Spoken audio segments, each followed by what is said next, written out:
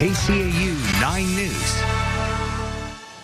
Welcome back. Lots of children are writing letters to Santa this time of year, many giving Santa their wish list. That's pretty normal. That's right, but one boy is taking a different approach, asking Santa to stay safe as he travels around the world.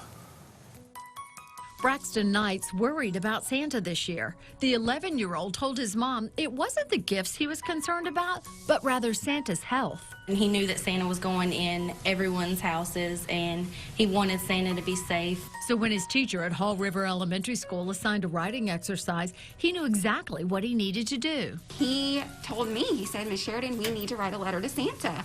And when I asked him why, he told me exactly what he shared, that, you know, Christmas would not be Christmas if Santa gets sick or if there's some reason that he can't travel. So we needed to let him know all of the rules that we've had in place since the spring, since we're used to them and we see they're helping. And he wanted him to know those same guidelines.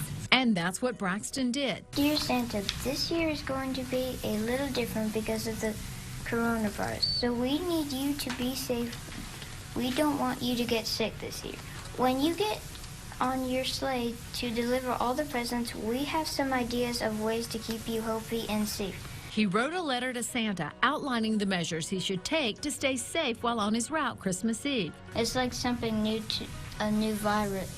And Santa Claus is an old man, so, and I don't know how he'd be safe during Christmas Eve with this coronavirus.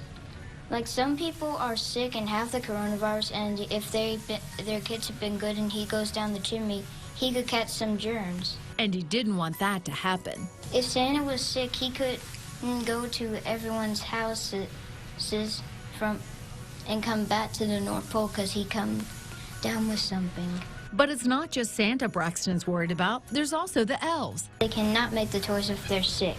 So he included them in his safety steps list.